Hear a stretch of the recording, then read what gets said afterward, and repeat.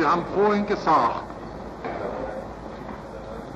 so ungefähr, dass nach Ihrer damaligen Auffassung, wie Sie diese im Jahr etwa 31 vertreten haben, nur eine Regierung mit voller Autorität und mit voller Verantwortung, also nur ein starker Staat und eine einheitliche politische Willensbildung Deutschland aus der damaligen Krise herausführen konnte, die ja lediglich ein Ausschnitt der Weltkrise war. Haben Sie sich nun damals bereits vielleicht mit dem Gedanken befasst, ob das Führerprinzip, das ja dann später immer stärker und stärker ausgebildet wurde, ob dieses Führerprinzip mit Ihren wirtschaftspolitischen Auffassungen in Einklang gebracht werden konnte. Oder negativ ausgedrückt, haben Sie sich von diesem Führerprinzip in der damaligen Zeit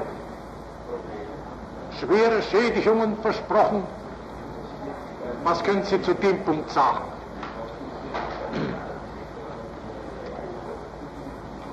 Von einem Regierungsprinzip, Führerprinzip, ne? Von einem Regierungsprinzip, das ist ja ein Regierungsprinzip. Jawohl. Von einem Regierungsprinzip kann man a priori niemals sagen, ob es gut oder schlecht ist. Es kommt auf die gegebenen Verhältnisse an und vor allen Dingen auf diejenigen, die regieren. Das demokratische, parlamentarische Prinzip hatte in Deutschland nicht zum Erfolge geführt. Deutschland hatte auch keine parlamentarische, demokratische Tradition wie andere Länder. Es war schließlich so, dass bei Regierungsentschlüssen die wenigen Stimmen der Wirtschaftspartei entschieden, die meistens gekauft wurden. Es musste also ein anderes Prinzip zur Herrschaft kommen. Und wenn in einer autoritären Regierung diejenigen, die die Autorität und die Verantwortung haben, gut sind, dann ist auch die Regierung gut. Das Führerprinzip bedeutete nach meiner Meinung, dass die Besten und der Beste regieren sollten. Und dass dann die Autorität... Sie haben gerade von der Persönlichkeit Hitlers gesprochen. Durch wen haben Sie denn Hitler kennengelernt? Beziehungsweise, wer waren die ersten Persönlichkeiten aus den Kreisen der Partei, durch welche Sie dann für die Partei gewonnen wurden? In der Hauptsache war dies Gregor Strasser, wie ich es denn schon sagte, der auch die erste Aussprache mit Adolf Hitler vermittelte. Erst viel später lernte ich dann in Berlin Hermann Göring kennen. Im Übrigen hatte ich sehr wenig Bekanntschaften in der Partei damals und spielte auch in der Partei selbst keine Rolle.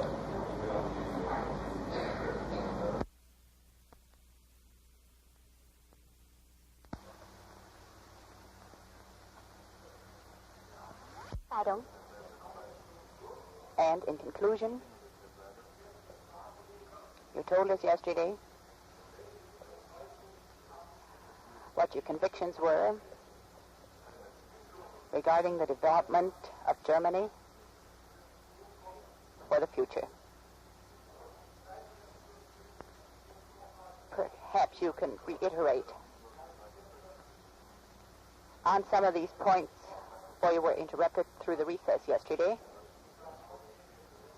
And since your health was in such a poor state yesterday that at the close of the day you could scarcely remember what you had told the court during the day, what conviction did you have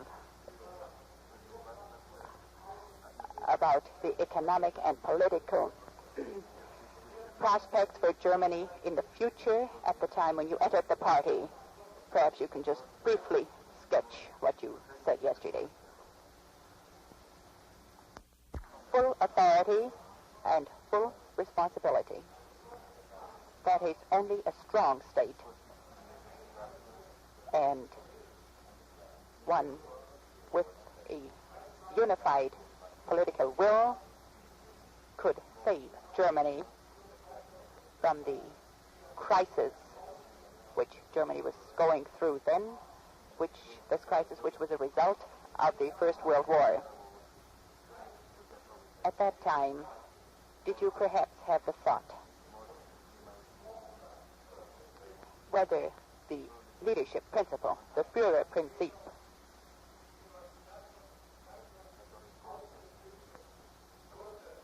which developed increasingly with time, whether this leadership principle could coincide with your own economic ideas? Or, let us put it negatively, at that time, could you foresee detriments resulting from this leadership principle? Will you clarify your position on this point?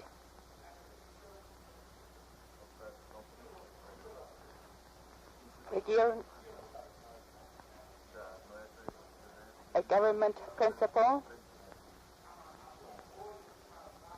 one can never say a priori whether it is good or bad. It depends on the given circumstances, and above all, on those circumstances and on those people who are doing the ruling. A democratic and parliamentary principle was not successful in Germany. Germany had no parliamentary democratic tradition, such as may be found in other countries. Conditions were such that when the government made decisions, the very few voices of the economic party actually did the deciding, and these voices were in the main bought. Therefore, another principle